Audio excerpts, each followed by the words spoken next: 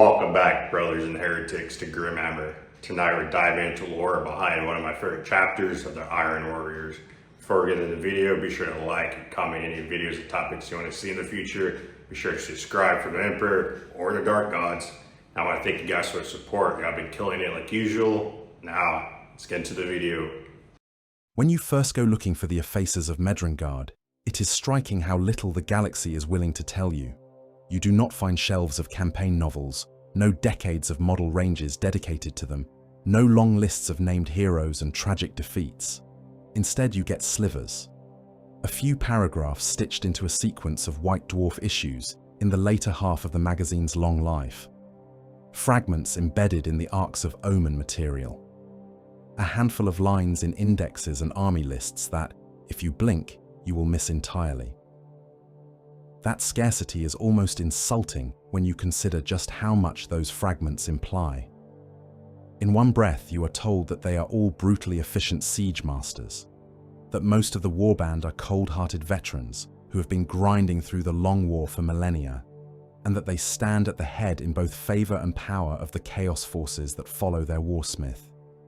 That is not the language used for some petty reaver band lurking in the margins. That is the sort of language used when the writers of reality want to point at something and quietly suggest that, if you know what you are looking at, you should be deeply concerned. This is, of course, very typical of Warhammer 40,000. The setting rarely hands you a neat, singular book of truth. Instead, it litters details across rulebooks, periodicals, campaign supplements, and casual throwaway lines. So if you want to understand why the Effacers matter in a galaxy already drowned in ruin, you are forced into what I would call lore archaeology. That is, you pick through the strata of the setting like a scavenger in the Eye of Terror, dragging out references from a cluster of White Dwarf issues in the 400s, cross-checking them with the Arcs of Omen, Abaddon campaign material, and then framing all of that against what we already know about the Iron Warriors as a legion and as a shattered diaspora of warbands. It is not a clean process. You are constantly weighing tone, context, and intent.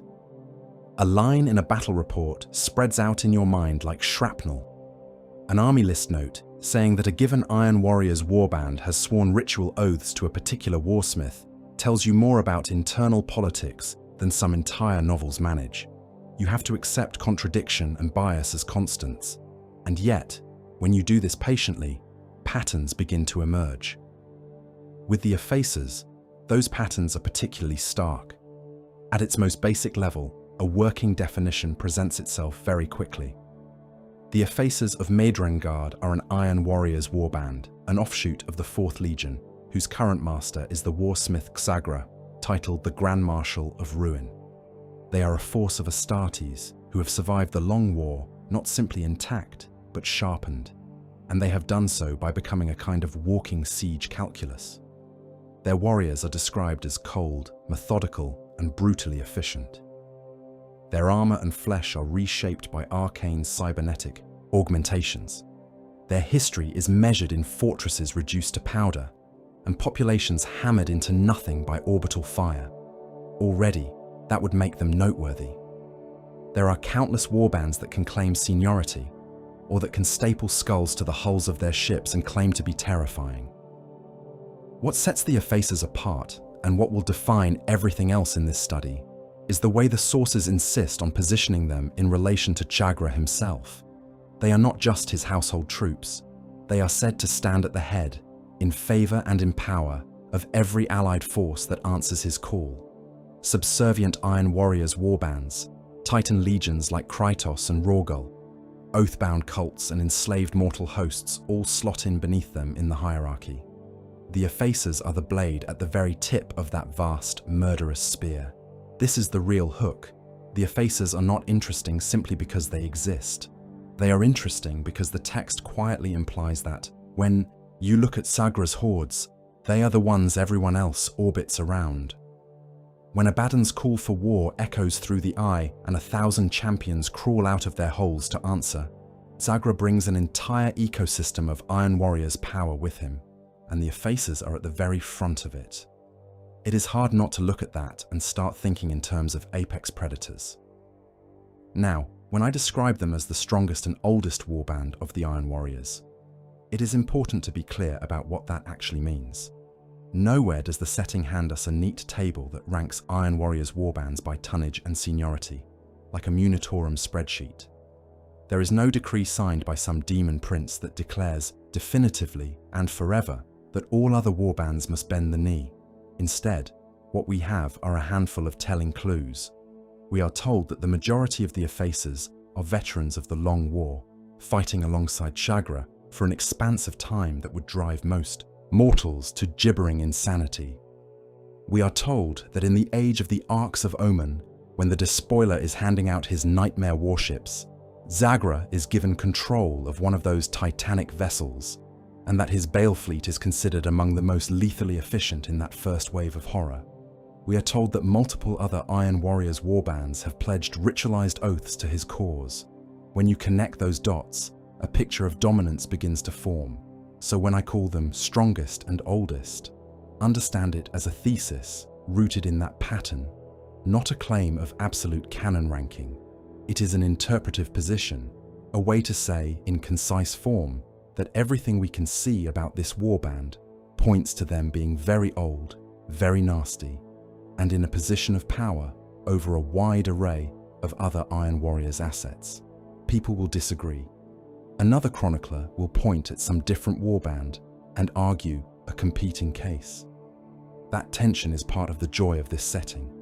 But if we are honest about where our conclusions are coming from, we can afford to plant a flag and say, yes, for the purposes of this descent, the Effacers are going to be treated as the apex predators of Medrangard's diaspora. If that is the thesis, then the tone that naturally wraps around it could never be anything like heroic. This is not a saga of noble champions winning clean duels and then going home to the applause of grateful worlds. The Effacers operate in a part of reality where war has been industrialized to a degree that would make even some imperial generals blanch. When we speak about their campaigns, what we are really talking about are sieges that last for weeks or months, where the ground is continuously shredded by artillery until it is more crater than soil. We are talking about fortress cities lacerated by macro battery fire, their hab blocks collapsing like rotten teeth, the air full of toxic dust made from masonry and bone. The Effacers do not simply defeat you, they bury you, under equations of firepower until there is nothing left but slag and echoing vox ghosts. To make sense of that, you have to appreciate the broader reputation of the Iron Warriors themselves.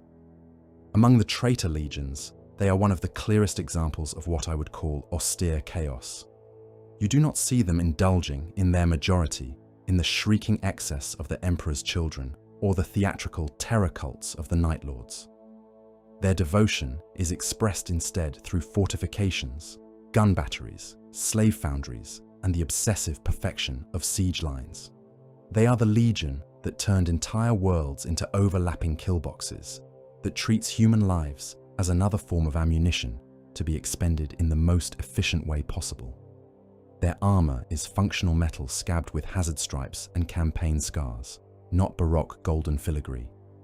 Their rituals are litanies of range, elevation, and angle. The Effacers drawn from this lineage feel like that ethos taken to an extreme.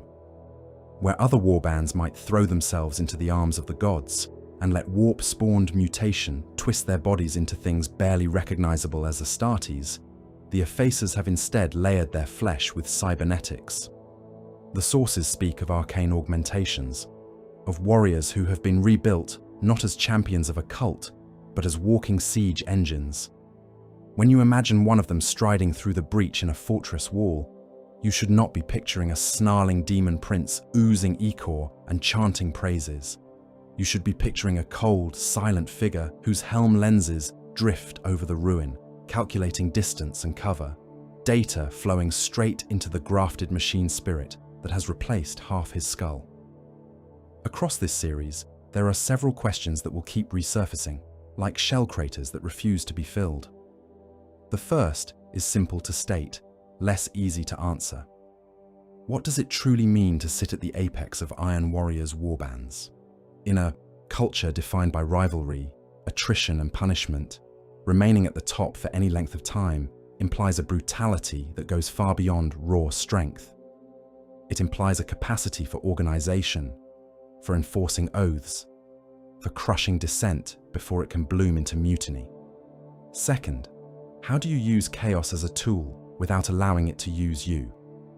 The Effacers and their master make much of treating demons, cults, and warp phenomena as ammunition.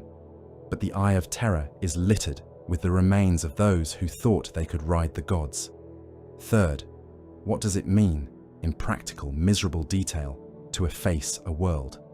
Not in the abstract, but in the grinding reality of sieges, bombardments, slave raids, and the deliberate erasure of records, monuments, and memory. All of those threads lead back to one place: Medrangard, the demon world that Perturabo hammered into shape as his personal hell. Picture a planet where the horizon is almost always broken by fortress lines. Bastions rise out of seas, of scrap and slag. Cathedral-sized gun emplacements vomit fire into the sky without cease. The atmosphere is a haze of smoke and chemical fallout. Mortals live and die in foundries and trench warrens, chained to production quotas enforced by Astartes, who regard them as marginally more valuable than the shells they are moving. The world is so saturated with war that even the rock seems to remember bombardment. This is the crucible from which the Effacers take their name. It is not hard to see the logic. If your home is a planet that looks like the corpse of a fortress torn apart by a god, you might very well adopt the removal of things as your sacred function. So this is where we begin, with an outline drawn from scraps, with a warband whose story is told only in hints, and with the knowledge that those hints already place them in the very worst company the galaxy can offer. From here, we will move deeper, down from the broad horror of Medrangard and the history of the Fourth Legion, into the specifics of Jagra himself, the Grand Marshal of Ruin.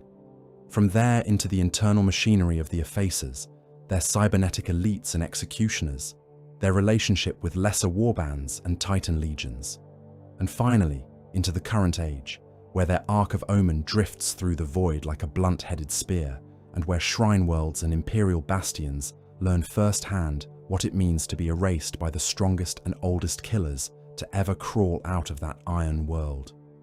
If you want to understand why the Effacers matter, you have to start with the legion that birthed them. The galaxy is full of traitors, heretics, and would-be conquerors, but the Iron Warriors are something narrower and colder, a weapon built for one specific task and then embittered by the fact that they were never thanked for the work. They are the Legion of Perturabo, the fourth of the Primarchs found during the Great Crusade, and they were recognized very early as specialists in the art of siege warfare. Imperial commanders called on them whenever some fortress refused to fall, whenever some stronghold on a distant world became an immovable running sore in the Crusade's advance. That constant assignment to the ugliest work left its mark. A legion that spends its existence cracking open other people's walls, grinding forward through mud and wire while others get the parades, will rarely evolve into something patient and loving. The Iron Warriors turned their resentment into a kind of military theology built on mathematics and cruelty, on the belief that any obstacle can be reduced if you apply enough calibrated violence for long enough. Medrangard is the physical manifestation of that theology. When Perturabo led his sons into the Eye of Terror in the wake of the heresy, he did not choose some fragrant demon garden or intoxicating palace world as his prize. He forged a world of bitter iron. Medrangard is described in imperial reports and cursed visions as a demon world that is almost entirely fortress, a prison planet where the landscape itself has been hammered into bastions, towers and dungeons that drive down into the molten core. Mountains have been turned into citadels. Valleys have been filled with slave pits. Great chaos warships hang tethered to the tallest towers, like vast carrion birds shackled to their perches, while the Iron Warriors themselves rule from those heights, looking down on an endless sprawl of manufactoria, gun batteries and labor camps.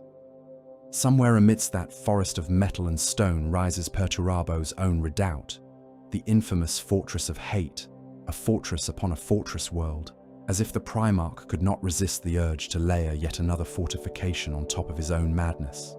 The sky of Medrangard is described as a pale or white vault in which a black sun burns, its smoky threads pouring down onto the world like oil, staining everything with an impression of permanent dusk. The air is a haze of ash, from never-ending bombardment and from the furnaces of the forge spires. Even the horizon seems cramped. Wherever you stand, it is broken by the jagged silhouettes of fortresses and foundries. There are no quiet landscapes, no open oceans or gentle plains, only overlapping fields of fire and mine belts waiting to be seeded with more bodies. The soundscape is equally relentless. Somewhere close by, always, there is the crack of macro batteries or the thunder of siege guns cycling, their barrels vomiting shells at some distant target. In the depths, chains rattle in slave pits where men and mutants work themselves to death feeding munitions into the maw of the Iron Warriors' wars. It is important to understand that this is not some frozen diorama. Medrangard is alive, but its life is war. Warsmiths squat in their vast towers, each presiding over a grand company and the particular fortress complexes, manufactoria, and slave populations that sustain it. These warlords are not content to simply stare outward at the Imperium.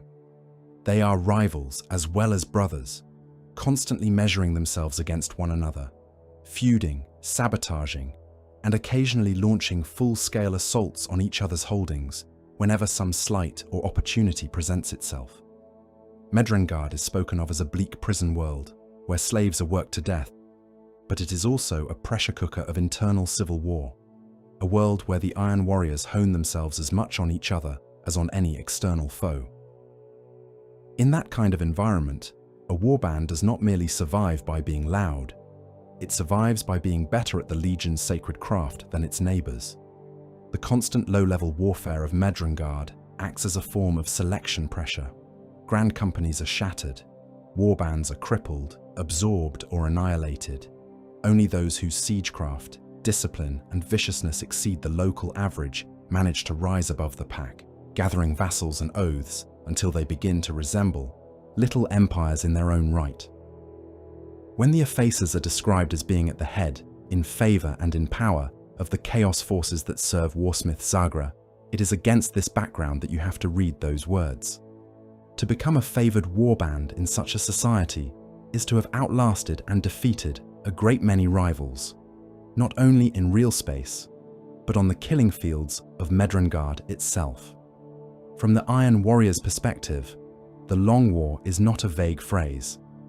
For some Imperial citizens, it is an abstract rumour, a curse muttered in the guard trenches when the latest chaos incursion rolls towards the front. For the Iron Warriors, the Long War is their entire existence. It is the name for the project that has consumed them since the walls of the Imperial Palace stood unbroken before them on terror. They see the Imperium as a fortress too large to reduce in one assault. Its defences must be taken apart a bastion at a time. Sentinel worlds, fortress monasteries, bastion stations. In the void, shrine worlds walled in ceramite and faith. All of these are bricks in a wall they have sworn to tear down. The fact that the Imperium replaces each loss with fresh constructions, fresh conscripts, and fresh lies only deepens the Iron Warriors' resolve. They are veterans of a siege that has lasted across entire epochs. When the Effacers are described as cold-hearted Long War veterans who have helped Zagra destroy and conquer for millennia, it is that same siege that is being referenced. These are not raiders who appeared yesterday. They are part of an unbroken chain of hatred stretching from the heresy to the current age. Living in that war and on that world has consequences for how the Iron Warriors relate to chaos itself. There is a persistent myth that they are somehow less chaos than other legions, that they cling stubbornly to some half-remembered ideal of rationality and engineering purity. Reality is murkier and more cruel. The Iron Warriors serve a demon, Primarch, and inhabit a demon world. They march alongside demon engines. They cut compacts with dark magi of the Mechanicum and make offerings of blood and pain to powers beyond mortal comprehension.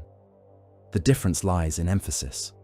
Where some traitor legions revel in uncontrolled mutation, letting the warp resculpt their bodies into shrieking, cancerous icons of devotion, the Iron Warriors tend to prefer a measured approach. Flesh to them is a weak material. It rots, tires, and fails. Steel and calculus, by contrast, can be relied upon. It is entirely in character that the Effacers are described not as a carnival of warped flesh, but as warriors marked by arcane cybernetic augmentations, as if their answer to the temptations of chaos was to cut away the parts of themselves that might waver and replace them with metal. On Medrangard, bionics are not a luxury. They are an article of faith. Siege conditions are brutal on bodies, even post-human ones. Limbs are shattered by masonry and artillery. Lungs are ruined by decades of breathing propellant fumes and toxic dust. Eyes are seared half-blind by muzzle flashes and radiation. Where other servants of chaos might accept this as the inevitable decay that precedes some glorious apotheosis, the Iron Warriors treat every wound as an engineering problem. Lost arm, replace it with an augmetic that can brace a heavy weapon more steadily. Ruined eyes, replace them with lenses that can see targeting data projected directly into the skull. Damaged organs, replace them with alchemical pumps and vat-grown reservoirs. When Zagra deals with hell forges and dark mechanicum covens, when he surrounds himself with cyber theurges and warp-tainted sorcerer engineers, he is not indulging in mysticism so much as extending the logic of his legion. Demonology becomes another branch of engineering, another set of variables in the siege equation. If the choice of material and the surgical layers of iron and brass are one aspect of their gospel, the shape of their wars is another. For an Iron Warrior, siegecraft is not simply a tactic, it is liturgy. Their devotions are expressed in overlapping fields of fire plotted with obsessive care, in kill zones where every angle has been calculated, in the rhythm of barrages timed to herd enemy forces into the exact corridors of death they have planned. The long, grinding labor of constructing trenches, redoubts, and artillery nests is their version of fasting and prayer.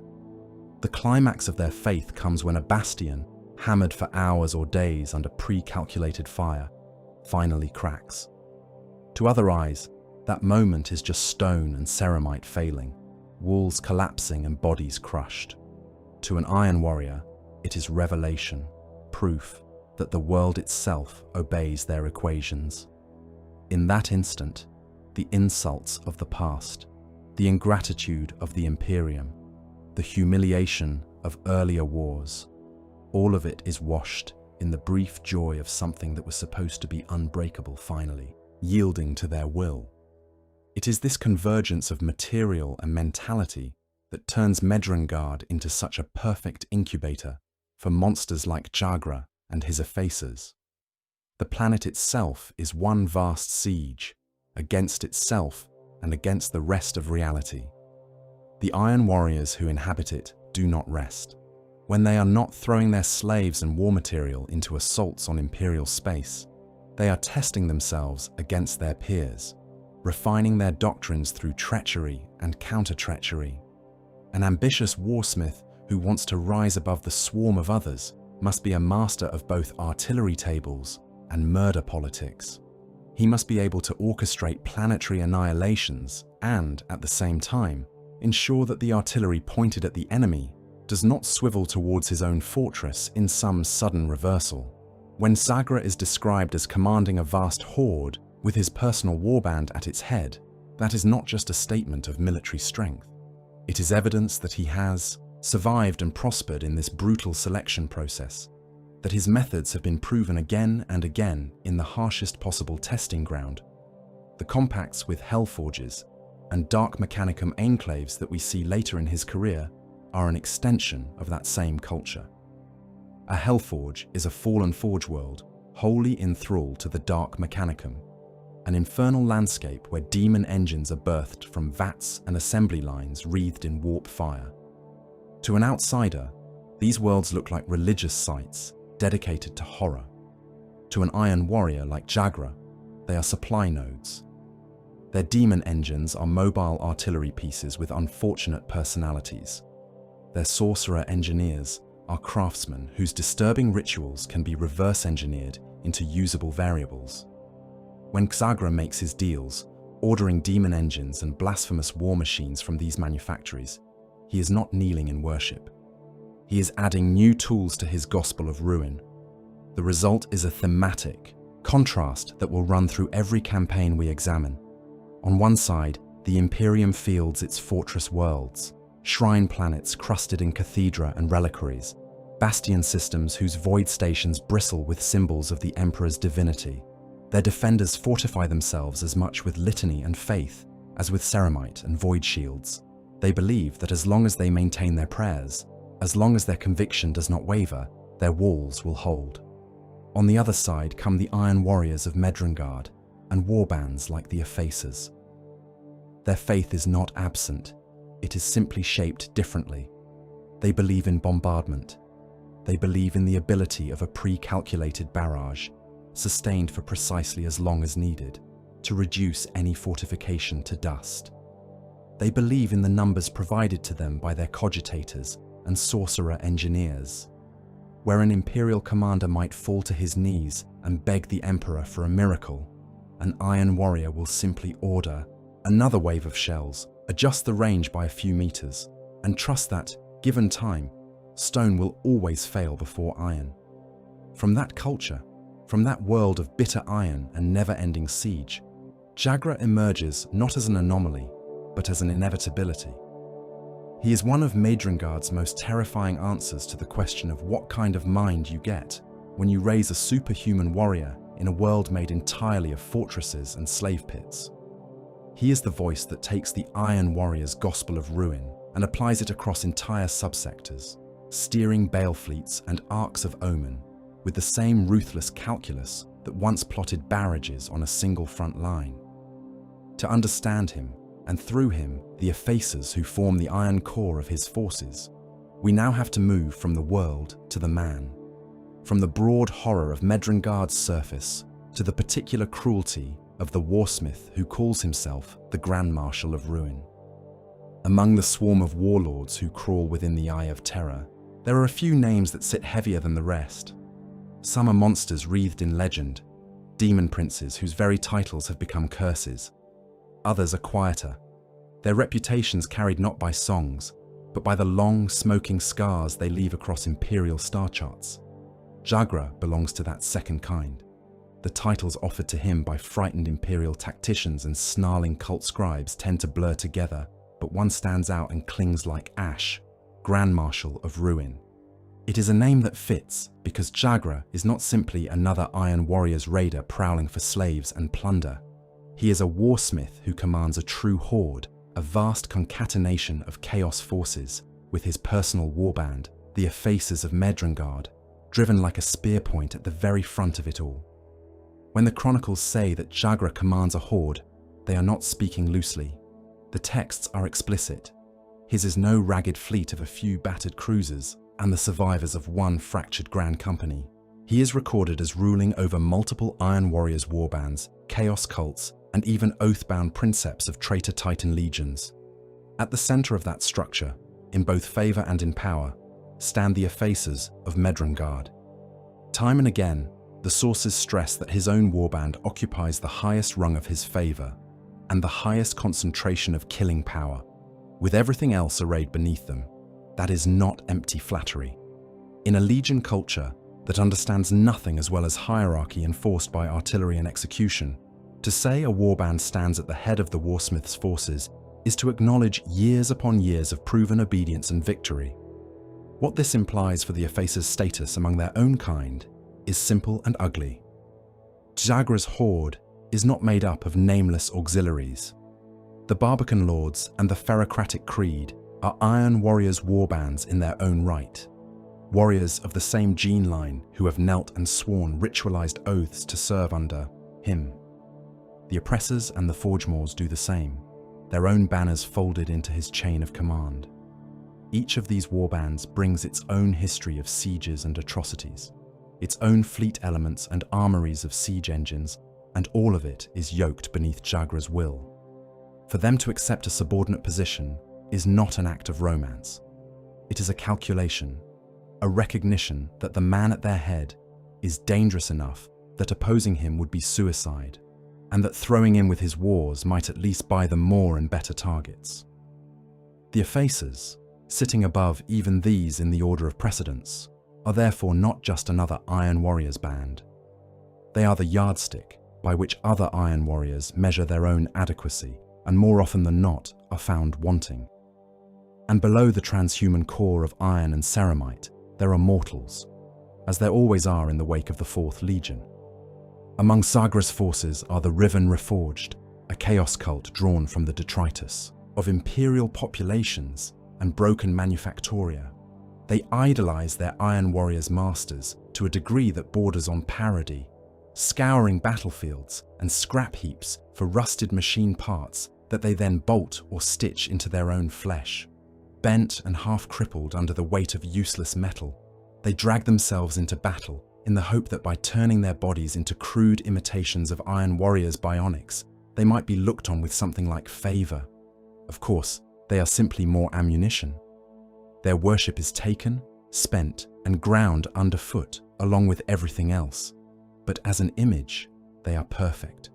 Frail human beings, willingly burying their own flesh under steel, in homage to a warsmith who has long since decided that flesh in itself is not to be trusted. It is not only lesser Astartes and deranged cultists who lock their fates to Zagra. The records make a point of noting that he has at his call princeps of the traitor Titan legions Krytos and Legio Rorgul. Titans are not things lightly loaned out. They are walking cathedra of machine hatred, god engines whose loyalties are normally jealously guarded by their legios. For princeps of two such traitor legions to swear to march as part of Jagra's horde says something uncomfortable about the scale of his ambitions and the degree to which other servants of chaos are willing to lash their own power to his strategies. When his fleets descend, it is not only Iron Warriors and frothing mortal cults that fall upon a world. It is the vast, stomping silhouettes of titans, their void shields snarling, their god voices booming across the Vox as they intone target coordinates and firestorms that will erase entire districts in a heartbeat. To call Jagra merely a warlord is to diminish the reality. He is an architect of annihilation whose tools include god engines. At the core of this structure sits not a mystic or a mad prophet, but an engineer of damnation, Zagra's dealings with the dark. Mechanicum and the Hellforgers scattered through the eye show this clearly. He has made compacts with several of those infernal forge worlds, pacts that feed his fleets with demon engines, siege tanks, artillery, and arcane war machines whose designs were never sanctioned by Mars. Among his closest advisors and weapons are a coven of cyberthurges, warp-tainted techno-sorcerers who treat the immaterium as another set of physical laws to be manipulated with equations and sacrificial offerings. Within that coven, the chaos sorcerer Mecrantir serves as their mouthpiece, the one who speaks for the coven in Zagra's presence and helps translate the fever dreams of the warp into artillery tables and firing plots the warsmith can use. Demonology and warp physics in this framework are not matters of ecstatic faith. They are reduced, brutally, to branches of siegecraft. A demon engine is a self-propelled gun with unfortunate tastes. A warp breach is an unsecured flank to be exploited. That cold approach extends to Jagra's relationship with the chaos gods themselves. The Effacer's law is explicit that he willingly embraced the power they offered. He is no half-hearted renegade pretending he stumbled into damnation by mistake. Yet in the same breath, the texts emphasize his insistence that the gods are tools for his war against the Imperium, not masters to whom he owes his soul. He will harness their gifts, wield their warp-spawned engines, and let their blessings of resilience and ferocity flow into his warband's veins, but only so long as those things serve his assault plans.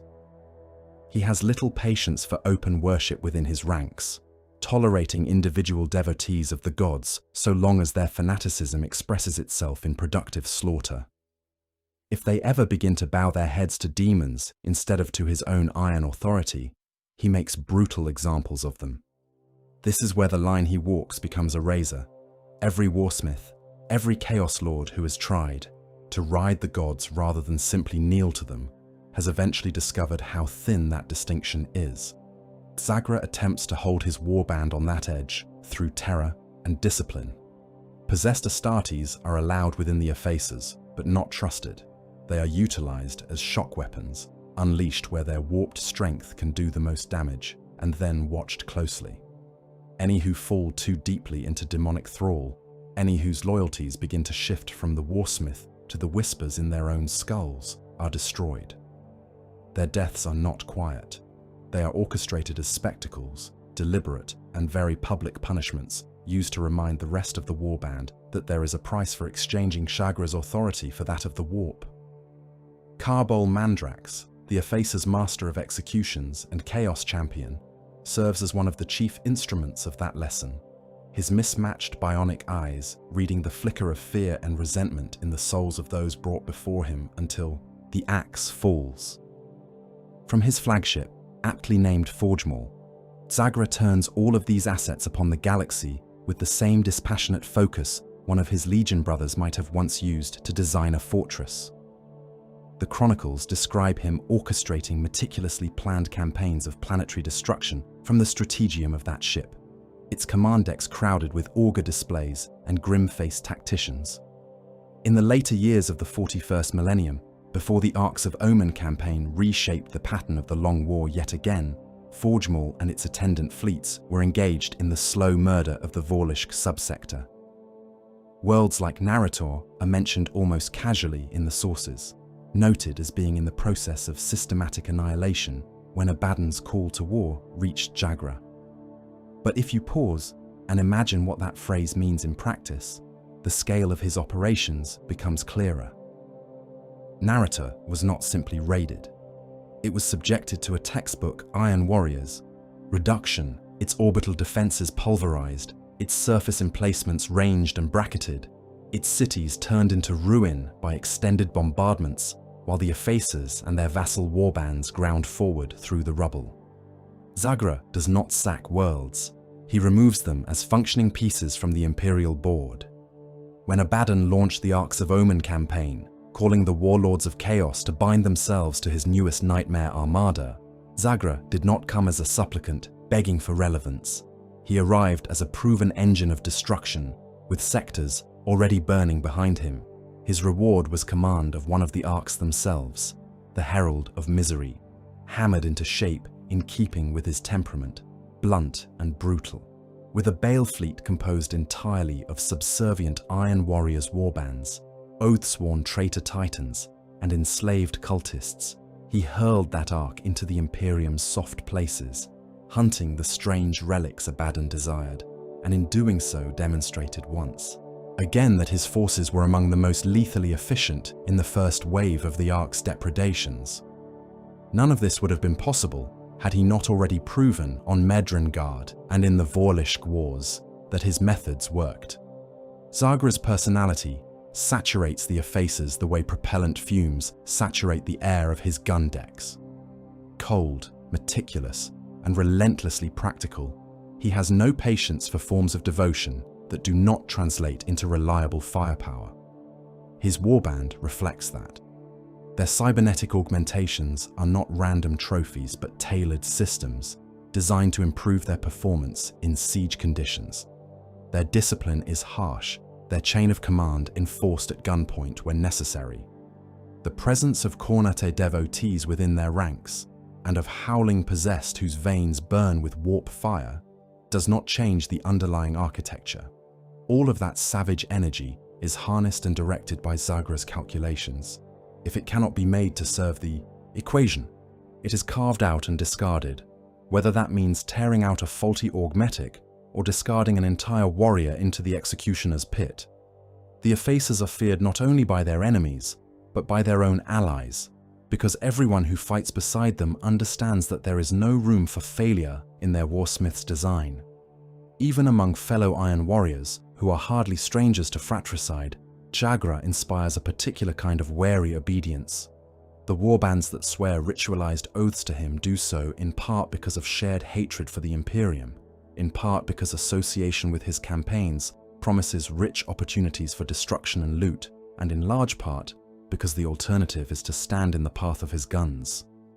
On Medrangard, where internal disputes are often resolved by bombardment rather than debate, the knowledge that a warsmith has command of titans, hell-forged engines, and a personal warband like the Effacers makes opposition a very final choice. The Barbican Lords, the Ferocratic Creed, the Forgemoors, the Oppressors, and others like them understand that if Zagra turns his attention inward, the same carefully plotted ruin he has inflicted on imperial fortresses can be turned against their own bastions. Swearing to him, then, becomes a rational survival strategy. You bend the knee, and you get to aim your guns outward alongside him, instead of feeling his auger arrays ranging your walls. All of this brings us to a point of transition. We have looked at the man at the center of this particular storm, at the way he collects warbands and titans and mortal fanatics into a single crushing horde, at how he treats gods and demons as components in a siege engine rather than as masters to kneel before. The question that naturally follows is a simpler, more intimate one. If Jagra is the mind that shapes these wars, what shape does his primary weapon take?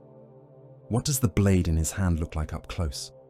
Who are the Effacers themselves, these cybernetically disfigured siege masters who have marched beside him through the long war for so many lifetimes that mortal calendars break down trying to describe it?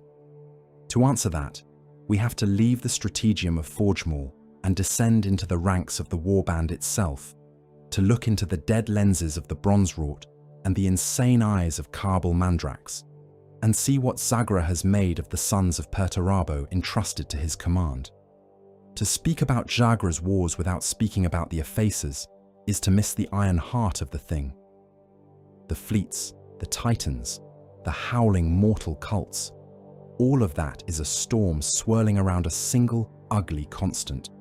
A warband of iron warriors who have spent long, hateful ages turning siegecraft into a form of worship. The core descriptions scattered through the sources are blunt. The Effacers of Medrengard are brutally efficient siege masters. Most of them are cold-hearted veterans of the Long War, warriors who have helped their warsmith destroy and conquer for so many centuries that the word millennia stops meaning anything. They are not some fresh post-Cadia rabble who painted hazard stripes on their armor last decade and declared themselves heirs of Perturabo. They are an old blade, reforged and resharpened again and again in the furnaces of Medrangard and the firestorms of real space, and the fact that they are still cutting at all is a testament to how well they were made.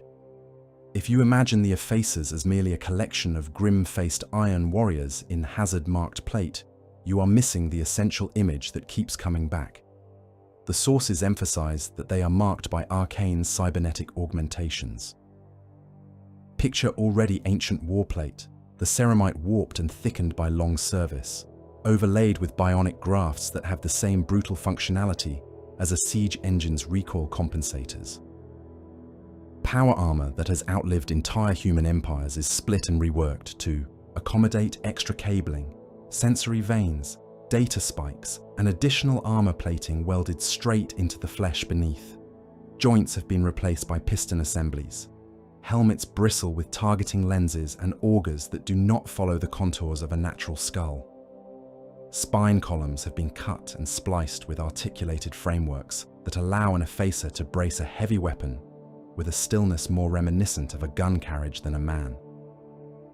When they advance, it is less like watching an infantry squad and more like watching a line of mobile artillery pieces walking on iron legs.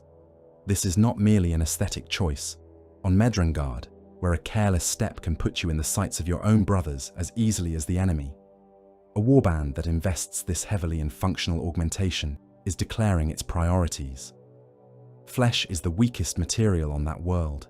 It is meat, and meat rots. Steel, brass, adamantium, and the data that flows through them, those are trustworthy. An Ephesus' body becomes an extension of the fortress and the gun line, Vox aerials and hardwired auspex feeds sink into his bone, gun servos fuse to his wrists, ammunition feeds are threaded through his reconstructed ribcage. To gaze on such a warrior is to see the Medrangard creed etched into a single form, fortification and firepower above all. Within Zagra's forces, the position they occupy is stated without much room for ambiguity. The Effacers stand at the head in both favor and power. That phrase matters. Favor means that Zagra trusts them above all others. When he needs an objective taken and held regardless of cost, when he needs an enemy bastion broken and its ruins turned into a forward redoubt, it is the Effacers he sends first. Power means that, in raw firepower and lethality, they are the hardest core of his armies. Other Iron Warriors' warbands march beneath their shadow. Titans of Krytos and Rorgal stalk in their wake. Mortal cults like the Riven Reforged are thrown forward to bleed so that Effacer guns can maintain their firing rhythms without interruption. The Horde is not a formless mass. It is a structure, and at its center of gravity you find the Effacers, around whom everything else is arranged like outer layers of armor plate. Understanding their internal belief structure helps explain how such a warband can function without simply dissolving into fractious chaos madness. Zagra himself has embraced the power of the gods, but with a specific emphasis. They are instruments to be used against the Imperium, not masters to kneel before. That doctrine has seeped into his chosen, but not evenly. Most Effacers are described as cold-hearted pragmatists. To them, demons are dangerous munitions. Warp pacts are like volatile chemical warheads, useful if handled correctly, but not something you fall in love with. They recite litanies that sound more like ballistic tables than hymns. Their faith is in the predictability of properly ranged artillery, in armor plating of known thickness, in the reassuring weight of a siege drill biting through hab-block foundations. And yet, this is still the long war, still chaos. You cannot exist for so long in that psychic storm without some of it getting in. Within the Effacers, there are small, fervent cults, especially devoted to the blood god. Cornate devotees who look at the endless sieges and see the purest expression of their patron's creed. For them, the trenches and the breaches and the corpse choked no man's lands are altars. They adorn their already savage armor with additional chains and spikes, daub their hazard stripes in blood, and throw themselves into close combat with a zeal that would not look out of place in a World Eater's warband. They are still Iron Warriors, still part of a machine, but they burn hotter than their brothers, and sometimes that heat spills over in ways that make their warsmith narrow his eyes. The result is a warband held in a constant tension between cold calculation and frothing slaughter. In the same battle line, you might find a veteran Effacer who has spent centuries perfecting the art of placing demolitions charges to bring down void shield pylons with the least expenditure of effort, standing shoulder to shoulder with a Cornati brother who views the breach they just created as an invitation to rush in and start taking skulls for his god. The pragmatist sees a breach that must be widened, secured, and turned into a kill funnel with overlapping fields of fire. The berserker sees a gate that has finally swung open on an infinite cathedral of killing. That they do not simply turn their weapons on each other is a testament to the iron discipline Zagra enforces, and to the fact that, whatever else they might believe, all of them hate the Imperium more than they resent each other. That discipline becomes even more crucial when you consider the place of the possessed amongst them. Zagra is not blind to the utility of demon-ridden Astartes. A possessed warrior can tear apart a tank with his bare hands, soak up a volume of fire that would shred a land raider, and sow panic in ranks that would otherwise stand firm against more predictable threats. The Effacers utilize such creatures, unleashing them at decisive moments, often in the claustrophobic horror of a breach where their warped forms can do the most damage. But the price for being a demon's vessel is steep. A possessed who forgets that he is a weapon and starts to imagine he is a prophet, who begins to listen more closely to the whispers in his veins than to the commands from the Vox, is a liability. Zagra's policy is simple and pitiless. Useful possessed are tolerated. Those who fall under demonic beguilement are executed, and not discreetly. These executions are not carried out in some quiet oubliette.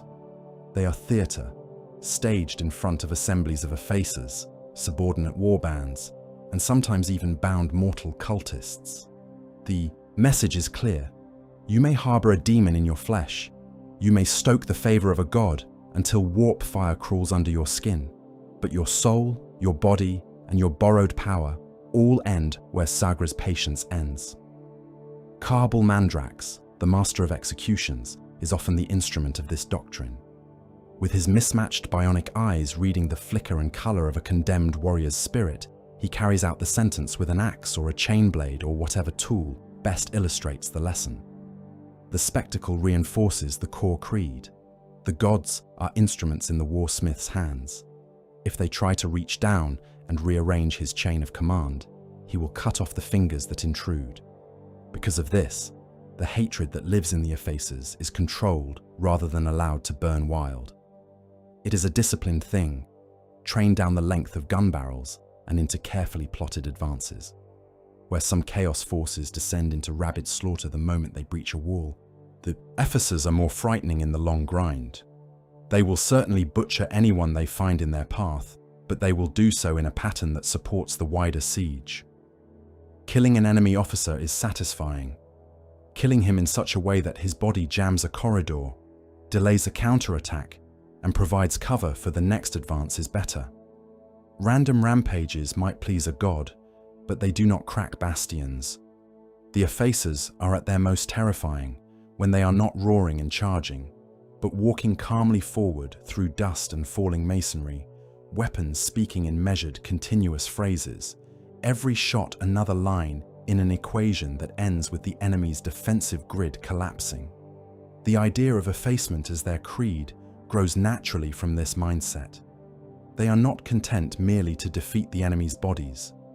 They aim at erasing the structures that give those bodies meaning. Fortresses are not just military assets. They are symbols of imperial permanence. Shrines and reliquaries are not just decorative architecture. They are reinforcement for the spiritual walls that keep the Imperium from admitting its own decay.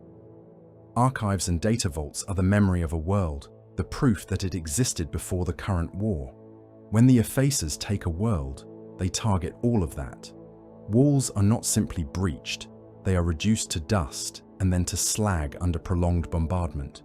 Shrine spires are not simply toppled, their foundations are dug out and crushed, their relics ground under tank treads.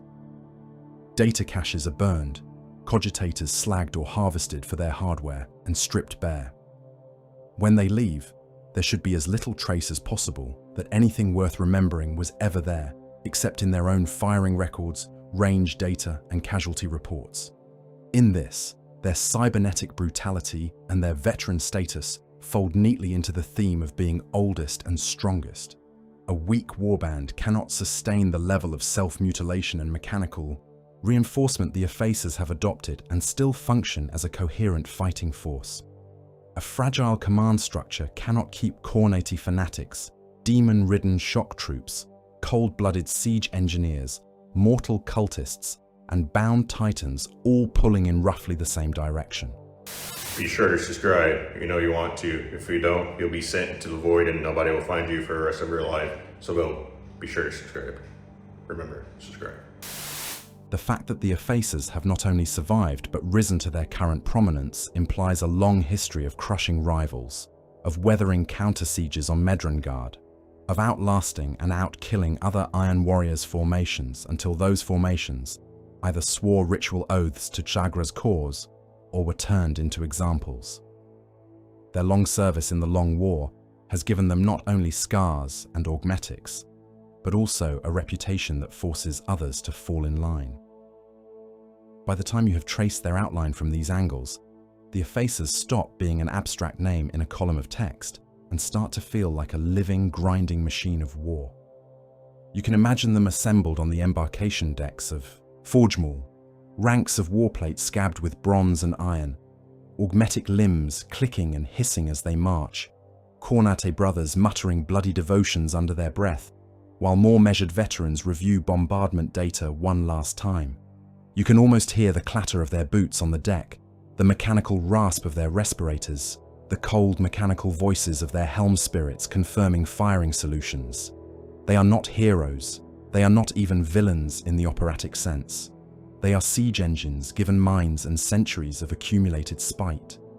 And yet, even within such a warband, there are gradients and extremes. There are those among the Effacers who are more than just another cybernetically enhanced warrior in hazard-striped plate, men whose names are carved into the lore as exemplars of what it means to be one of Zagra's chosen. The Bronze Wrought, that elite cadre of chosen and terminators who stalk at the warsmith's side. Vernok, his favoured lieutenant, and the hand that carries out missions even other Effacers are not trusted to know. Carbol Mandrax, the headsman with the soul-reading eyes. If the Effacers as a whole are the blade in Zagra's fist, then these are the sharpened edges along that blade, the points that first taste blood when a siege truly turns murderous. To understand what Effacer virtue looks like when distilled to its ugliest purity, we have to turn our attention to them next. At the center of Zagra's wars, where the auger screens are dark with smoke and the deck plates tremble to the rhythm of siege guns, there is a small circle of warriors who move closer to him than any others. The Effacers as a whole are his chosen, the blade he has honed for the long war, but within that blade, certain edges are sharpened beyond all others. These are the Bronze Wrought, the elite vanguard of the Effacers, a formation of chosen and Terminator-clad killers who serve as both the hammer blow of Zagra's assaults and the inner ring, of trust around a warsmith too experienced to truly trust anyone. It is easy, in a setting choked with self-proclaimed champions and Baroque titles, to let terms like elite and chosen slide past your eyes without really landing. The Bronze Wrought cut through that numbing clutter. The description given to them is specific. They are the Effacers' most dedicated specialists in destruction, selected for what the lore calls the most single-minded devotion to destruction. Not simply veterans, though they are that many times over. Not simply brutal. The Bronze Wrought are those Effacers who have worn down every other part of themselves in the grinding mill of Medrangard and the Long War until only one purpose remains: to advance, to break, to annihilate. They are the ones for whom siegecraft is no longer a discipline, but a reflex, for whom the sight of a sealed bulkhead or an intact bastion produces the same instinctive response as a scent of blood does in a predator. They serve too as Zagra's bodyguards, though the term feels almost quaint when applied to such men. In the Strategium of Forgemall or the command decks of the Herald of Misery, when the warsmith stands hunched over holoprojectors and bombardment tables, it is the Bronze Wrought who form the ring of iron around him. They are not there to impress visiting warlords or look decorative at rituals. They are there because Zagra expects betrayal as naturally as he expects gravity, because he knows that even among the Iron Warriors, there are those who would trade anything for a scrap of advantage, and because the galaxy is full of loyalist heroes who would gladly die for the chance to put a bolt round through his skull. The Bronze Wrought stand between their master and all of that. Their presence is a promise that any blade raised against the Grand Marshal of Ruin will first have to pass through armor that has outlasted continents. The Bronze Wrought are described as almost operating as a separate warband, and that almost does a great deal of work. It tells you that Zagra does not use them the way most Chaos Lords use their chosen. He does not simply slot them into the line as heavy infantry and leave it at that. He keeps them close, then sends them away on missions whose details are not shared even with the rest of the Effacers. White dwarf material and scattered references make it clear that the Bronze Wrought receive orders directly from Zagra, vanish into the dark between the stars, and return with certain problems erased. Secret sieges, whose only record is a change in the pattern of Imperial shipping. Exterminations of rival champions, whose names never make it into the official rolls of the slain. Hostage worlds taken and quietly destroyed as examples to others. In a legion where internal murder is more common than formal duels, the existence of a cadre like this is unsurprising. Zagra needs a tool he can rely on when the task at hand cannot risk witnesses, and the bronze wrought are that tool. At their head marches Vernok, and if Zagra is the mind that shapes the war, Vernok is the hand that carries out its most delicate and most catastrophic movements. The records describe him as the warsmith's favoured lieutenant, a warrior whose prowess equals that of many chaos warlords in his own right, and who commands the bronze wrought as their lord. In practical terms, this means that when Zagra needs something done that combines surgical precision with obscene levels of violence, he speaks to Vernok. If there is a boarding action that must crack the spine of an enemy flagship rather than merely bruise it, Vernok leads the first wave. If there is a bastion where the garrison must be annihilated to the last man, but the structure kept intact for later use, Vernok is the one who paces through the rubble, helm lenses tastefully reflecting the glow of dying fires, dictating which walls are to be left standing. To his enemies, he is just another monster in iron. To the Effacers, he is the template of what they are meant to be. There is an iconography that binds the bronze wrought together, a visual shorthand for their role in Zagra's hierarchy. Every one of them bears a representation of the bronze claw that the warsmith himself wields. For some, that means an augmetic gauntlet, a heavy mechanical hand whose fingers can crumple a human skull or punch through plasteel. For others, it is an inscribed sigil cut into shoulder plate or chest. Bronze inlaid into old ceramite in the shape of a grasping talon. Others still wear a metallic charm, a cast icon of that same claw, hanging at the gorget or sewn into the cabling at the neck. The effect is cumulative. When a squad of bronze wrought steps from the smoke of a breached bulkhead, every one of them displays some echo of that brutal hand. It is a reminder to their allies and victims alike that they are not simply warriors of the Effacers. They are extensions of Zagra himself, fingers of the same iron, fist. If the bronze wrought and Vernok represent the disciplined, directed edge of the Effacers' hatred, then Kabul Mandrax is the axe that falls when that hatred turns inward.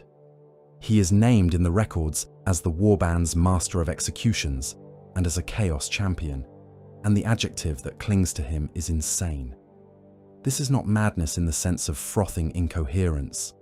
Mandrax's particular derangement is more specific. His head has been opened and rebuilt, his eyes torn out and replaced with mismatched bionic optics, whose machine spirits do not entirely agree on what they are seeing. One shows him the material spectrum, data rich and precise. The other shows him echoes of the Empyrean, reading the flux of souls and warp taint. The two inputs collide in his brain, overlaying mortal flesh with spectral afterimages, turning every living being he looks upon into a shifting diagram of weakness, guilt, and potential. Whatever he once was, that sensory dissonance burned out his sanity long ago and left behind a man who hunts not just bodies, but the intangible stains that cling to them. Such a creature would be a liability in many forces. In Zagra's hands, Mandrax becomes another precisely placed terror weapon. His function is straightforward and merciless. He executes those who overindulge in demonic worship and forget that the gods are meant to be tools. He executes commanders who have failed in ways Zagra deems inexcusable, whether through cowardice, incompetence, or unfortunate initiative that undermines the warsmith's wider plan. He executes cowards, those rare effacers or allied warriors who flinch from the task at hand, whose souls flare yellow with fear when his warped optics fall upon them. Each execution is both punishment and message. When Mandrax walks between the ranks, axe or chainblade resting on one shoulder, the warband remembers that there is only one order of battle that matters, and that any other allegiance, whether to a god or to one's own survival instincts, is secondary. It is said among Zagra's forces that Mandrax's strange eyes allow him to see the truth of a man more clearly than any confession would. Whether that is literally true or not is almost beside the point. Belief in that capability amplifies his usefulness. A warrior who thinks his soul can be read will police his own thoughts more harshly. A warband that knows their master of executions can supposedly watch for the first flickers of demonic seduction in the aura around a possessed will be more cautious about listening to the whispers in their own heads. Madness, in Mandrax's case, becomes a form of discipline. So long as his psychosis can be made to serve the siege, to cut away weak links before they snap under pressure, Kazagra tolerates it. When it ceases to serve, there is no doubt that some other executioner will step up to remove him in turn. In the Effacers, every role is provisional, every life forfeit the moment it fails to contribute to the equation of ruin. Taken together, the Bronze Wrought, Vernok, and Karbal Mandrax illustrate several of the core Iron Warriors themes in particularly vivid form. Mutilation here is not an aesthetic, it is efficiency, wearing a skin suit of horror. The Bronze Wroughts' augmetic claws and over-engineered warplate speak of a belief that the body should be redesigned until it functions as cleanly as a siege gun. Vernok's existence as a lieutenant with the strength of a warlord underlines the Legion's focus on hierarchy and the delegation of calibrated violence.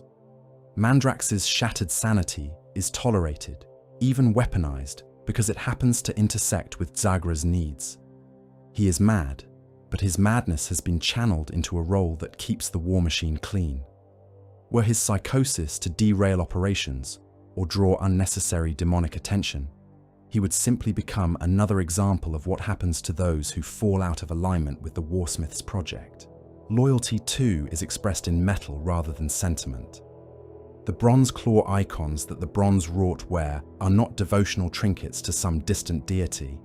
They are statements of allegiance to a very immediate, very mortal overlord. The scars left by implant surgeries, the weight of grafted claws and bionic eyes are all signatures written into flesh that declare ownership. Zagra does not need oaths spoken aloud when a man has literally allowed his skull to be opened and rewired to better serve the Warsmith's aims. In a galaxy where faith is often measured in scars, the Effacers' inner circle wear their submission as engraved circuitry.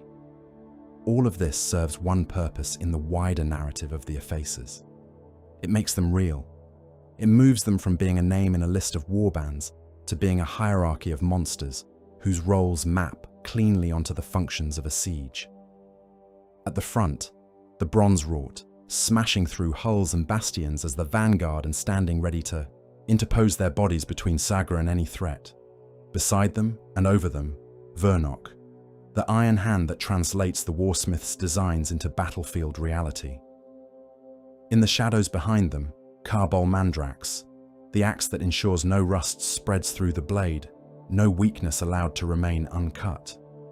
Through them, you can feel the internal pressure within the Effacers, the constant threat that any misstep will be rewarded, not with rebuke, but with execution. In the end, when you picture the Effacers gathered in the mustering halls of Medrangard or aboard the Herald of Misery, you do not see an indistinct crowd of hazard-striped armor. You can pick out the Bronze Wrought by their layered bronze, by the weight of their augmetics, and the way others give them a fraction more space. You can picture Vernok moving among them, helm turning to take in a firing line, exchanging a few clipped words with Zagra before leading them into some new nightmare. You can feel the way conversation dies when Mandrax steps onto the deck, the way even hard-bitten long war veterans shift their weight under his mismatched gaze. The warband ceases to be an abstraction and becomes a living engine of industrialized hatred, composed of distinct, specialized parts, each honed to make the overall machine better at turning fortresses, armies, and entire histories into smoking absence. An arc of omen is what happens when a nightmare decides it wants engines. Take a space hulk, that drifting graveyard of shattered warships and derelict stations, already swollen with ghosts, Xenos infestations, and the spore of the warp. Bolt armor and macro batteries onto its flanks until it bristles like a fortress turned inside out. Thread its guts with demon engines and hell-forged reactors. Chain a bound thing from the immaterium into its navigational heart so that this impossible mass can be steered like an ordinary cruiser. That is an ark, a gargantuan warp-tainted superweapon, too vast to be anything but obscene, too valuable to be trusted to anyone but the favored champions of the despoiler and his new ally, the architect of damnation. The Herald of Misery is one of these, and it is Jagra's. The texts describe it as taking the shape of a gigantic blunt-nosed arrowhead, a wedge of void armor and rusted hull plates big enough to cast a shadow across continents when it drifts low over a world. Zagra did not simply wake one day to find such a weapon in his hand. The Herald is the fruit of oaths and preparations that began long before its rusted prow ever emerged from the warp. After accepting an alliance with Abaddon the Despoiler, the warsmith gathered his strength on Medrangard and then departed with dozens of warships for the Vorlishk subsector. Effacers of Medrengard in their hundreds, the scrap-encrusted masses of the Riven Reforged, allied Iron Warriors warbands such as the Forgemoors, Barbican Lords, and Ferrocratic Creed, plus the stomping god engines of Legio, Krytos, and Legio Rorgal, all folded themselves into his Bale fleet. It was not a neat battle line, it was a migrating siege, an entire culture of hate uprooted from Perturabo's demon world and hurled towards the shipyards where the arks waited to be claimed. The hulks that would become the Herald of Misery were not empty when Zagra's fleet arrived.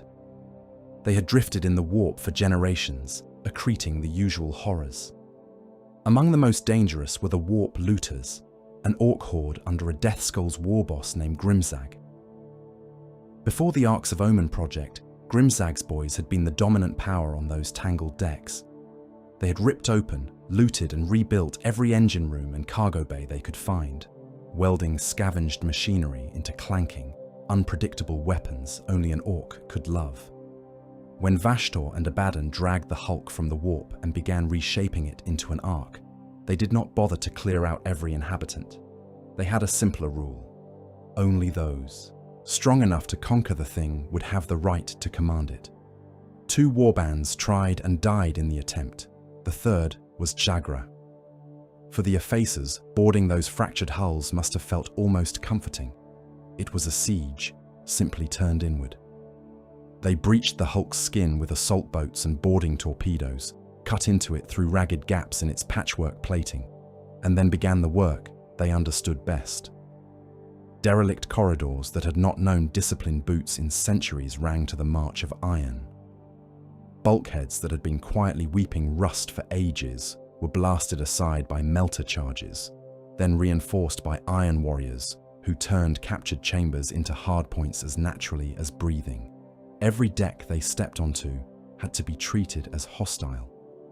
Orc ambushes erupted from heaps of scavenged scrap, their guns stitched together from ship guts, and whatever machinery had caught their magpie eyes. The Iron Warriors replied with bolter volleys and less. Fusillades plotted like miniature barrages, every burst of fire another data point in a growing map of the hulk's interior. It was not a clean boarding operation measured in hours. The records are blunt about that. It took weeks of grueling purges before Jagra's warriors could claim to have cleared the hulks sufficiently to oversee the final stages of the Herald of Misery's construction. Weeks in which the Effacers and their vassals fought through gantries and machine shrines, turned corridor after corridor into killing zones, and vented entire compartments into the void to flush out greenskin infestations that refused to die correctly. It was an internal siege that suited the Effacers perfectly. Every sharp turn and cramped junction became another opportunity to apply their doctrine of overlapping fields of fire. Every orc counterattack that came bellowing out of the dark was met not with panic, but with measured volleys and advance and clear drills honed on 100 fortress worlds. By the time Zagra ordered Grimzag and his surviving looters sealed into an isolated section of the hulk to be dealt with later, the Ark had already learned the meaning of its new master's method. When the Ark finally tore free of its moorings and lurched properly into the war, guided by the bound intellect that would serve as its demonic ferryman, its first major target was the Loom system. The Herald of Misery did not arrive like a normal ship. It descended on the region suddenly, the way a shell descends on a trench line, its blunt prow sliding out of the warp and into real space on a trajectory calculated to sow maximum panic. At Zagra's command, the Effacers and their allies fell upon the shrine world, designated Loom 4.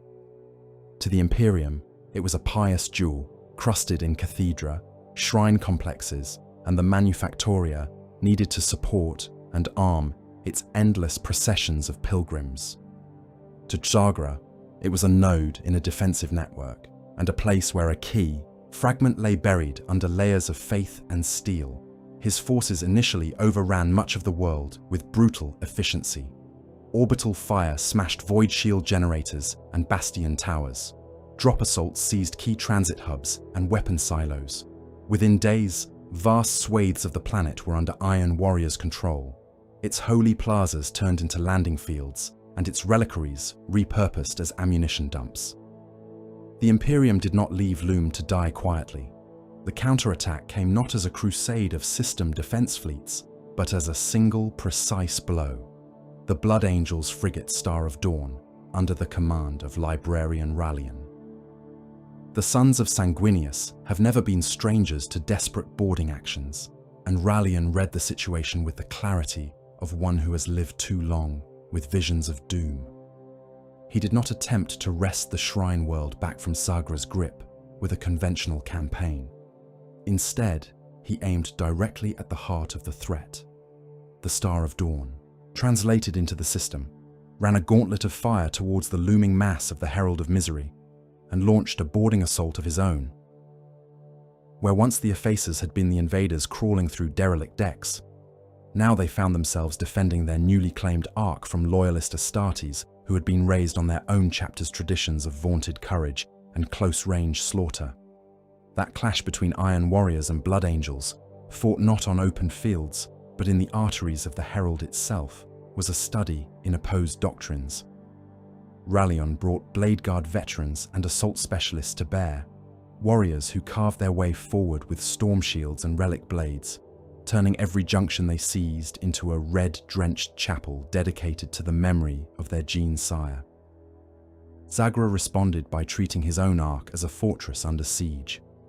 Effacers fell back through prepared choke points, collapsing corridors behind them, rerouting atmosphere and gravity to turn promising avenues of advance into death traps. Tanks could not operate in those cramped decks, but gun servitors and demon engines could. The Herald's demonic ferrymen twisted the ship's layout in subtle ways, turning familiar routes unfamiliar, while cyberthurges flooded compartments with hard-light sigils and warp static to disorient the invaders. It was a mirror of the internal war that had secured the Ark in the first place, only now the Effacers were fighting for something they considered theirs. It was in the midst of this chaos that Zagra realized Rallion had not come merely to inflict casualties, or to disable the Ark as a piece of hardware. The Blood Angels were enacting a ritual, a psychic and symbolic working calculated to pry into the hidden geometry of the Herald's captive warp portal. The Arks of Omen carried portals anchored deep in their cores, gateways that could yoke them to distant points in the galaxy, part of a larger design only Abaddon and his demon ally fully understood. Rallion's gamble was to use his librarious talents and the strange tools of the Shrine World to determine where that portal led. When Zagra and the librarian finally confronted one another amid the shrieking machinery of the Ark's heart, their duel was as much about competing visions as about blades and bolts. In the end, Rallion died beneath the Warsmith's guns and fists, his armor shattered, his blood mingling with the oil on the deck. But before he fell, he succeeded. He learned that the portal's path ran to the Somnium stars and hurled that knowledge out across the ether, broadcasting it to any in the Imperium who could make use of it. From Zagra's perspective, the loyalist intrusion was an irritation, not a derailment. The Herald of Misery still functioned. The bulk of his Bale fleet still prowled the void around Loom. On the Shrine World itself, his ground campaign had not stalled. Weeks of siege warfare followed, the sort of grinding, attrition at which the Effacers excel. Imperial bastions were isolated and reduced one by one. Processional highways were cratered into impassable wastelands.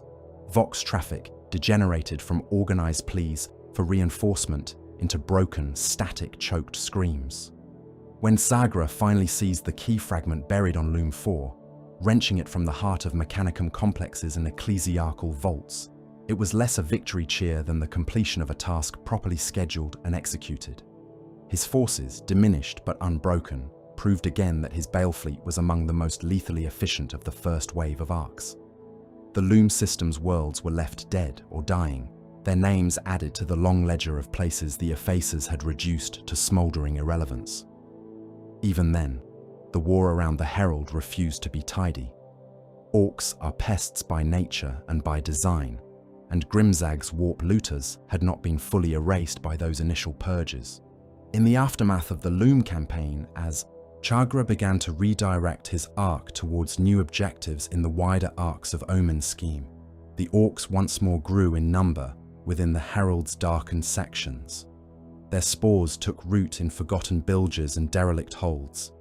Their crude idols, built from scrap machinery and torn plating, began to appear again at junctions that had supposedly been cleansed.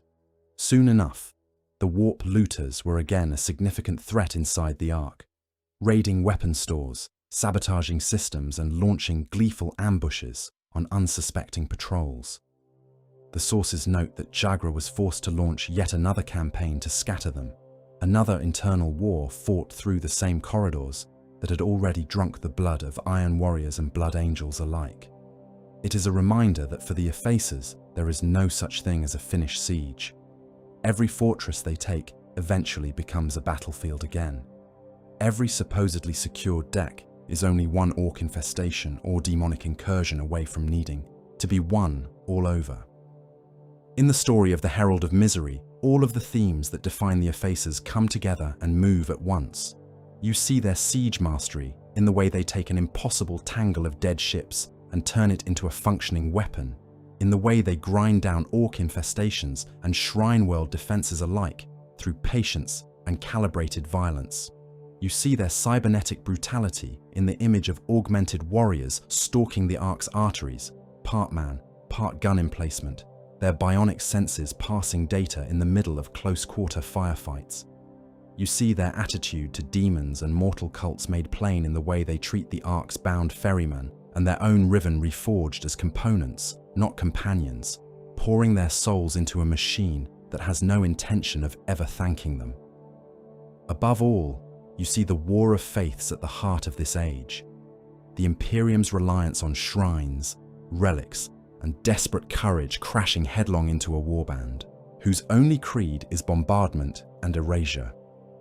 In the next and final chapter, when we step back from this specific campaign to consider what it means for a warband to make effacement itself a doctrine, it will be with the image of the Herald of Misery burning its way out of the Loom system, key fragment secured, orcs still scuttling in its veins, and the Effacers already plotting their next slow, methodical act of ruin. By now, the claim in the title should feel less like hyperbole and more like an ugly conclusion.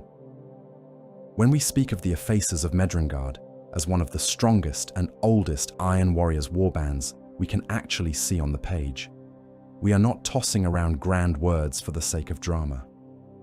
We are describing a formation of long war veterans that has marched beside its warsmith for uncounted campaigns, age after bitter age, and still stands not at the fringes of his strength, but at its core.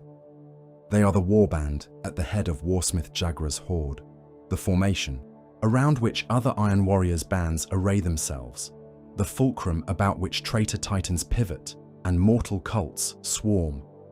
Oaths run towards them. Fear flows away from them. In functional terms, that is what strength and seniority look like in the shattered diaspora of the 4th Legion. There is no neat printed decree that announces them as first among the sons of Perturabo. No grand role of precedence where Effacers sits at the top like a title in an administratum archive. What we have instead are fragments that, taken together, sketch a shape too consistent to ignore. A warband explicitly described as composed mostly of cold-hearted long war veterans, active for millennia at their warsmith's side. A place at the head of Zagra's forces, in favor and in power, with other Iron Warriors warbands kneeling and swearing ritual oaths to serve beneath them.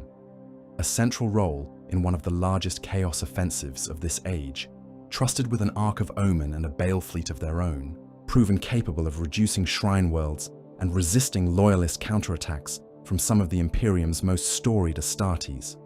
Put that pattern alongside the endless list of nameless raiders and petty warlords, and the Effacers start to look less like yet another set of hazard stripes in the crowd, and more like an apex predator stalking through a field of scavengers. Part of what makes them so unsettling is their austere approach to chaos itself. Many servants of the dark gods throw themselves into worship with a hunger that borders on euphoric madness. They seek visions, manifestations, the ecstasy of mutation. They want to feel their patron's presence in every breath, to drown themselves in litany and transformation. The Effacers, by contrast, operate as if the gods were vicious, powerful engines they happen to be plugged into. Useful, certainly. Awe-inspiring at times, but fundamentally tools. Demons are munitions to be loaded and fired. Warp pacts are exotic fuels to be poured into their guns. If the supply dries up, they will simply switch to another form of ammunition and keep killing. They do not need the high of religious ecstasy to commit atrocities. Cold, exhausted hatred and the promise of another fortress ground to dust are more than enough. When you set them beside more flamboyant chaos forces, the contrast is sharp. Think of the Emperor's children, whose every battlefield is a stage, every atrocity a carefully orchestrated performance. Think of certain warbands of the World Eaters, soaked in blood to the point where tactics become an afterthought, or of the Word-bearers, drowning themselves and their victims alike in sermons and ritual. Even among their fellow Iron Warriors, there are bands that have succumbed more fully to visible warp corruption, their armor bulging and splitting under the pressure of demonic intrusion. The Effacers stand apart from that. Their devotion is expressed in bionics and siege lines, in the cybernetic self, mutilation required to turn their bodies into weapons, in the careful prediction of how many shells it will take to bring down a cathedral wall. Where others revel in the grotesque theatrics of mutation and excess, the Effacers embrace the uglier, quieter heresy of maximum efficiency. Their role in the Arks of Omen campaign underlines this temper. Zagra's Bale fleet is not a colourful mob thrown together for one grand adventure. It is a migrating fortress system centred on an ark that bears his stamp in every deck plan and kill zone. At the core of that moving monstrosity stands the Effacers. They dominate the Herald of Misery in the same way they dominate Zagra's wider forces. They are the ones who cracked its infested hulks from the inside, the ones who turned its corridors into firing lanes and its forgotten chambers into bastion nodes. When the Ark descends on targets like Loom 4, it is the Effacers who go first and last, leading the assaults that seize the ground and holding the lines that allow the Warsmith's plans to unfold. Other warbands, no matter how proud, function as auxiliaries. Titans stride where Effacer guns tell them to stride. Mortal cultists die in the patterns Ephesus officers dictate. The Ark is a superweapon, but its heart is still a siege, and that is the environment in which this warband has always thrived. Look again at the list of those who move in Shagra's shadow. Forgemoors, Ferocratic Creed, Barbican Lords, Oppressors. Each of these is an Iron Warriors warband with its own history, its own trophies, its own bitter claims to glory. The fact that so many of them have bent the knee and sworn ritualized oaths to Zagra implies a long pattern of demonstration and enforcement. Oaths in the Eye of Terror are rarely sworn out of love. They are sworn because the cost of defiance has been made abundantly clear by bombardment and execution. For the Effacers, as the warband at the head of this structure, those oaths are both shield and weapon. Allies flow towards them, bringing fleets and guns, but they do so in the knowledge that if they fail, if they waver, it will be Effacer guns that tear down their bastions. The weight of all those subordinated banners pressing inwards tells you how long and how thoroughly this warband has been proving itself. Inside the Effacers, the machinery that keeps them functional across such extended brutality is tuned with the same cold precision.